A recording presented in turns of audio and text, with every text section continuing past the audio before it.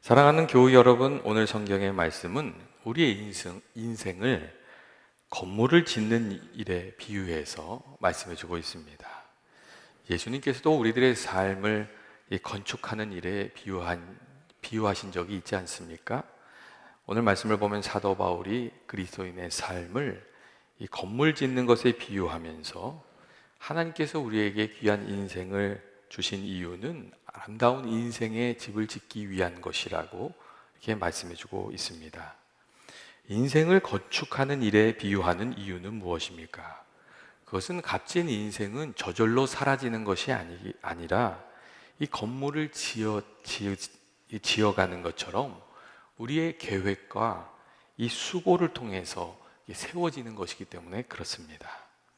삶을 살아가면서 우리가 이 공을 들여서 잘 세워야 하는 것들이 있지 않습니까? 나의 인격의 집도 잘 세워야 하고 관계도 잘 세워가야 합니다. 하나님과 내가 믿는 관계도 잘 세워야 하고 또 나와 이웃과의 관계도 우리가 잘 세우면서 그렇게 살아가야 합니다. 그리고 이 잘 세우는 일은 그냥 되는 것이 아니라 수고하고 애쓰는 과정 가운데 이렇게 세워져 가는 것입니다. 이 잘못 세우면 부수고 다시 세워야 하는 그런 일들도 일어납니다. 그렇기 때문에 인생을 이 건축하는 일에 비유하고 있는 겁니다. 또한 사람들이 인생을 건축하는 모습이 다 천차만별이지 않습니까? 어떤 분들은 처음부터 잘 설계해서 차근차근 그 인생을 건축해 갑니다. 반면에 어떤 이들은 마음 내키는 대로 지었다 부수었다 하는 것을 계속 반복하면서 영 성취가 없는 그런 경우도 있습니다. 처음에는 잘못 지었지만 중간에 실수를 깨닫고 자신의 잘못을 바로잡아서 마지막에 좋은 건물을 지어내는 그런 사람들도 있고, 반대로 처음에는 잘 짓는 것 같은데 나중에 거듭 실수를 거듭하면서 이게 반복하면서 지어놓은 것을 다 허물어 버리는 그런 분들도 있습니다. 그래서 오늘 성경은 우리들에게 어떻게 세울까 주의하라, 그렇게 말해주고 있습니다. 어떻게 세울까 주의하라, 이렇게 말씀해주고 있습니다. 여러분, 우리가 어떻게 건축해야 후회하지 않는 인생을 살게 되는 것입니까? 오늘 말씀을 보면 후회 없는 건축가가 되기 위해서 기억할 것이 있다고 우리에게 말씀해 줍니다. 첫째로 사도 바울이 중요하게 생각했던 것은 어디에 짓는가, 무엇 위에 짓는가, 그 토대가 무엇인가 하는 것이었습니다. 건축을 하는 데 있어서 가장 중요한 것이 그 건물이 들어서게 되는 그 토대가 되는 그 땅이지 않습니까? 모래와 같이 흔들리는 토대 위에 건축을 하려고 하면 많은 수고를 해도 어려움을 피할 수가 없습니다. 제가 얼마 전에 그 세계 최고층 건물인 부르즈 할리파 그 생존의 비밀, 이런 글을 읽게 되었어요. 일반적으로 초고층 건물을 지으려면 그 땅 속에 그래도 단단한 암석이 있어야 된다는 거예요. 그런데 이 부르즈 할리파 그 빌딩이 세워져 있는 그 두바이의 경우는 아무리 땅을 파도 거기에서 단단한 반석이 나오지 않는다고 그렇게 이야기를 합니다. 그러니까 사실은 초고층 건물을 세울 수가 없는 땅인 것이죠. 근데 삼성이 그때 공사를 했는데 거기 반석이 없으니까 큰 철근 기둥을 땅에다가 많이 심어 넣었어요. 그래서 이 철근 기둥으로 해가지고 그걸 깊이 심어가지고 이 토양을, 이 반석을 만들어 놓고 그 위에 건물을 세웠다는 거예요. 그런데 한 가지 거기에 또 비밀이 있어요. 뭐냐면 이 철근은 이 물을 만나면은 부식이 되잖아요. 근데 부식이 되는데 위에서 거대한 무게가, 압력이 주어지면 그게 터져버린다는 거예요. 그래서 부식이 되지 않게끔 24시간 철근에 계속 전기를 흘러보내고 있대요. 이 철근에 전기가 흐르면 녹이 안 쓴다는 거예요. 이 부르즈 할리파란 건물에 그런 비밀이 있다는 거예요. 그들은 이 단단한 반석이 있어야 된다는 것을 잘 알기 때문에 그것을 지키기 위한 노력을 끊임없이 하고 있다는 것이었어요. 여러분, 우리들이 믿음의 삶을 살 때도 그 반석을 우리가 단단히 지켜가야 되지 않습니까? 주님 위에 세워지는 우리들의 인생, 주님을 잃어버리지 않도록 사실 우리가 반석을 잘 지키는 것이 좀 필요합니다. 또한 우리가 건물을 칠 때 반석이 중요한 이유는 우리가 이게 품고 있는 그 뜻을 담을 수 있는 땅이 아니면 우리가 그 뜻을 이룰 수가 없기 때문에 그렇습니다. 예전에 프랭크 로이드 라이트라는 유명한 건축가가 폭포 위에 낙수장이라는 건물을 지었어요. 이 폭포 위에 있는 그 집은 정말 주변 환경과 어울리는 너무 멋진 집이었어요. 그래서 많은 건축 각도들이 건축자의 그 철학과 시적인 감성이 조화된 놀라운 건축이라고 얘기했습니다. 그런데 그 집에 문제가 하나 있는데, 그 집은 사람이 살 수는 없는 집이었어요. 이 폭포에서 떨어지는 물소리가 너무 커가지고 잠을 잘 수가 없는 거예요. 그래서 그 집은 사람이 거주하는 집이 아니라 그냥 이렇게 박물과 같이 쓰임받는 집이 되고 말았습니다. 여러분, 그 집은 경관은 멋있게 이렇게 허락해 줄 수 있었지만 집이 주는 평안함은 제공할 수 없는 그런 토대를 가지고 있었던 거예요. 여러분, 사람이 인생의 집을 지을 때 그 비전이 어떠한가, 그 인생 계획이 어떠한가, 이런 것들을 많이 묻습니다. 그리고 큰 꿈을 꾸고 큰 비전을 가지라고 말합니다. 하지만 그 집을 지을 땅이 그 계획을 받쳐줄 수 없으면 아무 소용이 없습니다. 흔들리는 터전이라면 높은 건물을 짓는 것이 불가능하고, 마음에 품은 계획을 받쳐줄 만한 토대가 아니라면 여러분, 그 계획은 실패할 수밖에 없다는 겁니다. 인생을 건축하는 일도 마찬가지입니다. 흔들리는 터전 위에 제대로 된 집을 지을 수 없는 것처럼 형편에 따라 흔들리는 세상의 평판이나 사상이나 그런 유행에 흔들리지 않는 집을 짓는다는 것은 거의 불가능한 겁니다. 그러한 의미에서 오늘 말씀을 보면 사도 바울이 능히 다른 터를 닦아둘 자가 없으니 그 이 터는 예수 그리스도시라고 그렇게 말씀해 주고 있습니다. 오직 주님만이 우리 인생에 흔들리지 않는 반석이 되시고, 예수님의 변치 않는 말씀과 그 약속과 은혜의 터전 위에 우리 인생의 집을 지어야 참된 복을 누리고 참된 행복을 누리면서 살아가게 된다는 그런 말씀입니다. 여러분, 진리이신 예수님, 그 위에 우리가 집을 세워야 집이 바르게 세워집니다. 변치 않으신 예수님의 사랑 위에 우리 집을 지어야 어려운 일이 있어도 그 사랑을 붙들고 생각하면서 이겨낼 수 있게 됩니다. 그리고 참 생명이신 예수님 위에 집을 세워야 마지막 날에 우리가 구원을 받고 부끄럽지 않게 되는 겁니다. 여러분, 지혜로운 인생의 건축가는 참 길이요 진리요 생명이신 예수님을 붙들고 인생을 지어가는 사람이라고 할 수가 있습니다. 그런데 세상에 많은 사람들이 영원하신 주님 위에 집을 짓지 않고 세상을 의지하면서 자꾸 집을 짓습니다. 여러분, 내 인생이 무엇 위에 서 있는가, 그게 참 중요하지 않습니까? 내 인생이 무엇 위에 서 있는가. 인생의 어려움이 찾아오면 내가 무엇 위에 내 인생을 짓고 있었는지 알게 됩니다. 내가 재물을 의지하면서 그 위에 인생을 건축하고 있었는지, 사람의 평판을 의지해서 짓고 있었는지, 아니면 자녀를 의지하고 있었는지, 사람을 무엇을 의지하고 있는지가 나타납니다.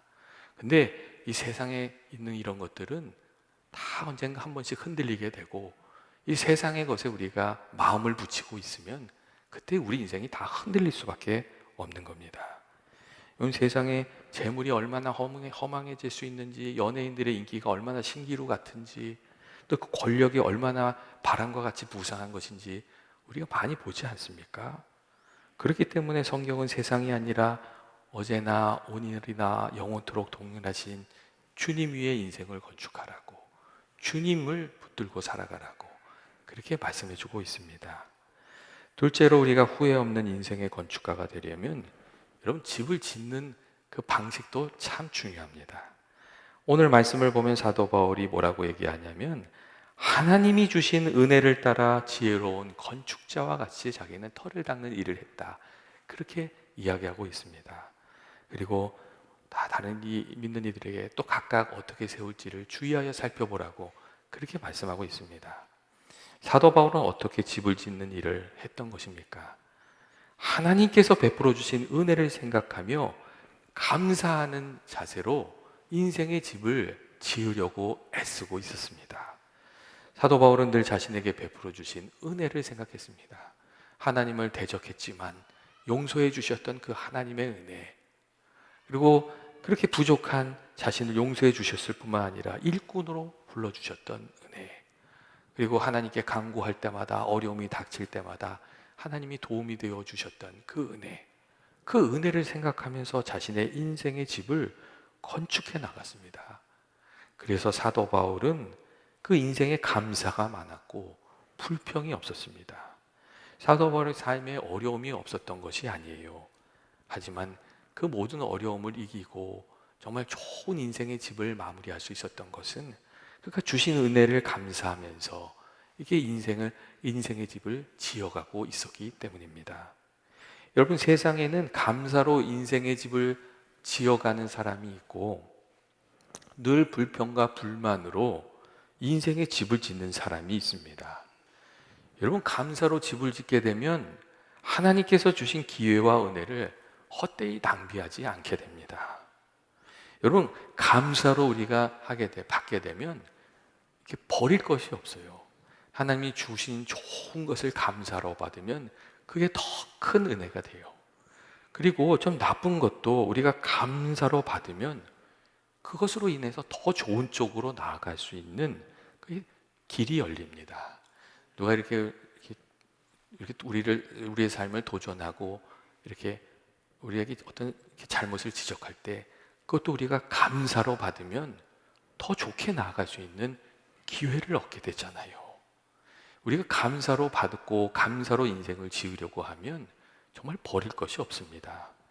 근데 반면에 감사가 아니라 불평과 불만으로 살게 되면 여러분 어떻게 됩니까? 그 인생의 집을 제대로 짓기가 참 어렵습니다. 불평으로 자신의 인생을 대하고 원망으로 주변에 있는 사람을 다 대하면 여러분 그 삶이 어떻게 되겠어요? 잘 될 수가 없는 거예요. 그리고 불평하고 원망하는 마음에 하나님이 더해 주시는 은혜도 깃들 자리가 없습니다. 여러분, 그렇기 때문에 감사하는 마음으로 집을 짓고 믿음으로 집을 짓는 사람이 지혜로운 인생의 건축자라고 말씀드릴 수가 있습니다. 여러분, 하나님께서 내게 주신 은혜가 언제나 있지 않습니까? 여러분, 어려운 것이 많아 보여도 그 가운데 주신 감사가 있어요.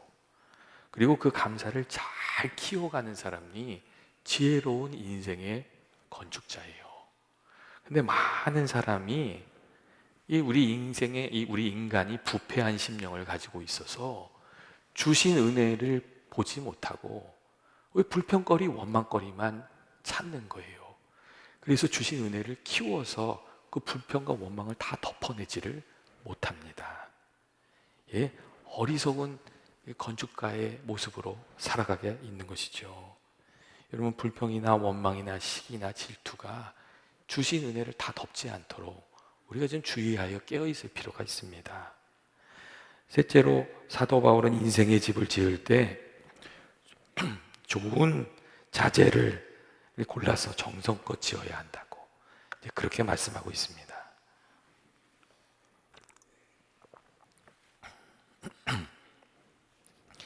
우리가 집을 짓는데 이 싸구려 자재를 쓰면 여러분 어떻게 되지요? 여러분, 그럼 집이 싸구려가 되는 거예요.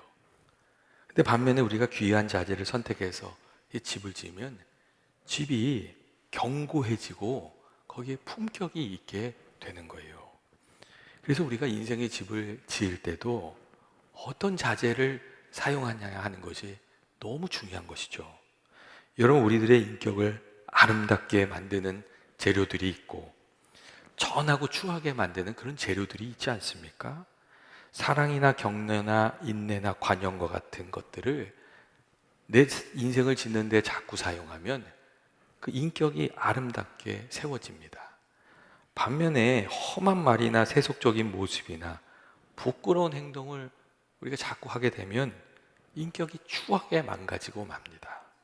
이 써서는 안 되는 재료들이 있는 거예요.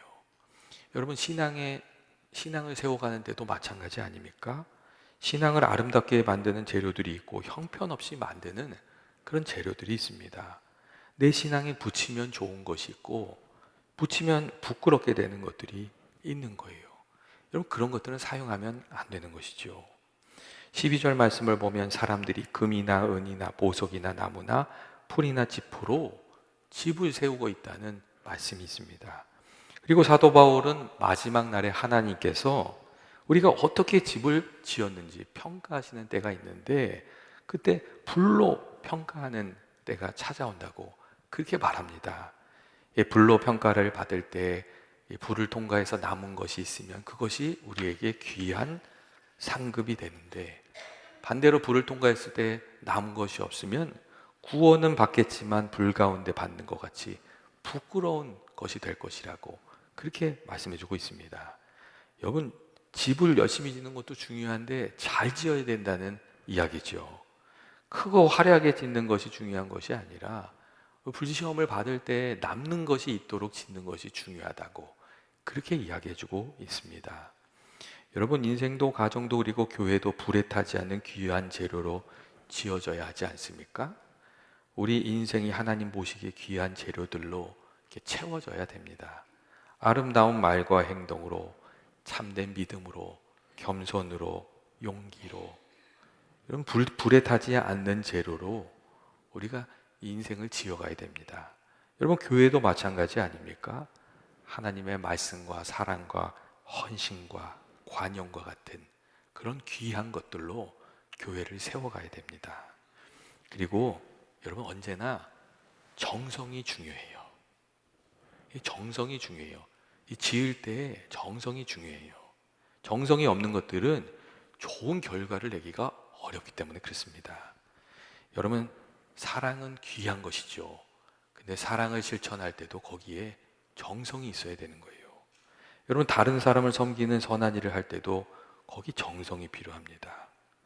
여러분, 예배 드릴 때도 기도할 때도 마찬가지 아닙니까? 함께 예배를 드린다고 해서 다 같은 예배가 아닌 것이죠. 우리 같이 기도한다고 해서 다 같은 기도가 되는 것도 아니에요. 함께 섬긴다고 해서 하나님 보시기에 다 같은 섬김도 아니라는 거예요. 여러분, 그 안에 우리들이 이렇게 정성이 담기고 우리가 그걸 어떻게 좀 마음을 써서 이렇게 하면 예배도 기도도 헌신도 사랑도 금과 은과 같은 재료가 됩니다. 반면에 그런 것들이 다 귀한 것이지만 거기에 정성이 빠지게 되면 그 귀한 예배도 기도도 사랑도 섬김도 지푸라기처럼 불에 타서 다 없어지는 것이 여러분 될 수가 있습니다. 여러분, 우리가 어떤 것을 이렇게 지어갈 때 거기에 좀 마음을 담는 일들이 필요하다는 것이에요. 오늘 말씀을 보면 그래서 각각 어떻게 그 위에 세울까 조심하라고 권면하면서 우리가 세운 모든 것이 하나님께 평가받는 날이 오고 있다고 그렇게 말해줍니다. 건물을 지은 이후에 준공검사를 받잖아요. 그처럼 평가받는 날이 찾아온다. 이제 그렇게 얘기해주고 있습니다. 그리고 그때 하나님 모시기에 귀한 것만 남는 것이라고 그렇게 말씀해주고 있어요. 그 남은 것이 우리의 복이 되고 또 세상에서 아무리 칭찬하든 내가 아무리 그것을 자랑스럽게 생각하든 그런 건 상관없다고, 하나님 보시기에 귀한 것만 남는 것이라고 그렇게 얘기합니다. 그래서 예수님께서도 우리에게 은밀히 보시는 하나님을 보면서 모든 일을 하라고 그런 말씀을 해주시지 않으셨습니까? 기도할 때도 사람들의 눈을 의식하지 말고 골방에 들어가서 은밀한 중에 보신 하나님께 기도하라고, 간절히 기도하라고 말씀하셨고, 구제를 할 때도 사람들 앞에서 나팔 붙들듯이 하지 말고 오른손이 하는 것을 왼손이 모르게 섬기라고 말씀하셨고, 우리가 하는 어떤 일들이 사람의 칭찬을 구하는 것이거나 교만한 마음으로 하는 것이거나 어떤 세상적인 욕망으로 하는 것이 되지 않게 하라고 예수님이 그렇게 우리에게 말씀해 주셨습니다. 예전에 늘 의롭고 선하게 살고자 하는 율리우스라는 분이 있었어요. 근데 그분에 대한 이야기가 있는데, 한 번은 꿈을 꿨는데 예수님을 만난 거예요. 그래서 막 예수님께 달려가가지고 예수님, 내가 얼마나 주님을 사랑하는지 아시냐고. 예수님 그거 아시죠? 이렇게 막 얘기한 거예요. 그랬더니 예수님께서 그러면 네 심장을 좀 가져와 봐라 이렇게 얘기하더래요. 심장을 저울에 딱 쟀는데 그래도 제법 100근이나 나가는 그 무게가 나가더래요. 그래갖고 딱 흐뭇하게 너가 100근이나 나가는구나, 예수님이 그러신 거예요. 근데 그 다음에 하시는 말씀이 그러면 이제 내용물을 좀 봐야지 얘기를 한 거예요. 근데 딱 내용물을 보시더니 이렇게 얘기하시더래. 백군 중에 야심이 25근, 의심은 19근, 명예욕이 30근, 그리고 순수한 사랑은 5근이구나, 이렇게 얘기를 하시더라는 거예요. 근데 예수님이 하신 그 말씀을 듣고 꿈속이지만 너무 부끄러웠대요. 그래서 그분이 꿈에서 깨어난 이후로 정말 주님 보시기에 아름다운 모습을 하려고 애를 많이 쓰신 거예요. 그리고 나중에 그 성자의 칭호를 받는 사람 중에 하나가 되었다 하는 그런 이야기가 있습니다. 세상에 지어지는 집들이 많이 있는데 여러분, 날림으로 지어지는 집들이 많습니다. 한국에만 있는 줄 알았더니 미국에도 좀 있는 것 같아요. 근데 왜 그렇게 날림 공사를 하는 겁니까? 여러분, 이익을 탐하기 때문에 그런 것이죠. 그리고 편한 것을 추구하기 때문에 그런 부분이 있습니다. 그리고 적당히 공사해도 겉만 번지르하면 잘 드러나지 않을 것이라고 생각하기 때문에 날림 공사를 합니다. 근데 신앙의 문제도 여러분 그렇게 되면 안 되지 않습니까? 내 이익을 탐하다가 이 신앙이 제대로 지어지지 않고, 편하기 위해서 수고하지 않고 희생하지 않고 적당히 신앙생활을 하고, 그러면 여러분 신앙생활도 날림이 됩니다. 여러분, 사람들은 내가 어떻게 집을 짓고 있는지 몰라요. 하지만 하나님께서는 우리가 어떻게 우리 인생의 집을 짓고 있는지를 다 아시는 것이죠. 특별히 오늘날 우리 시대는 편하게 사는 것이 우상이 되어서 정성껏 하나님 말씀대로 신앙생활을 하려고 하지 않고 좀 쉽게 믿으려고 하는 경향이 많습니다. 우리 앞에 살았던 신앙인들을 빛내 주었던 어떤 담대한 믿음이나 눈물의 기도나 신앙의 인내, 어떤 헌신적인 사랑과 용서, 이런 것들은 잘 배우려고 하지를 않습니다. 그런데 우리가 힘을 내서 이 믿음 생활을 좀 제대로 하려고 애를 쓰면 편하게 사는 것이 좋은 것이 아니라 우리가 힘을 내서 정성을 다해 주님을 섬기는 것이 좋은 것이라는 것을 알게 됩니다. 주님이 살아계신 것도 알게 되고, 우리를 도우시는 하나님의 은혜도 알게 되고, 또 주께서 우리 인생을 도우시고 열어주시는 그 귀한 은혜도 알게 되는 줄로 믿습니다. 그게 더 복된 삶이 되는 것이죠. 여러분, 여름이 벌써 다 지나고 올해 벌써 9월이 됐습니다. 이제 넉 달 남은 거예요. 여러분, 우리가 넉 달이 남았지만 부지런히 좋은 것을 심어서 또 열매를 좀 거두고, 그리고 우리 인생의 집도 가정도 초원도 교회도 주님 보시기에 조금은 이렇게 좀 세워가야 되지 않겠습니까? 그래도 올해 나는 한 층은 올렸어, 이렇게 얘기하듯이 올해는 좀 믿음의 창을 냈어, 사랑의 기둥을 세웠어, 이런 이야기를 하면서 여러분 한 해를 끝내야 되는 것이 아니겠습니까? 여러분, 주님의 뜻을 생각하면서 지혜로운 건축자와 같이 하루하루를 살아가는 저와 여러분 되시기를 주님의 이름으로 축원드립니다.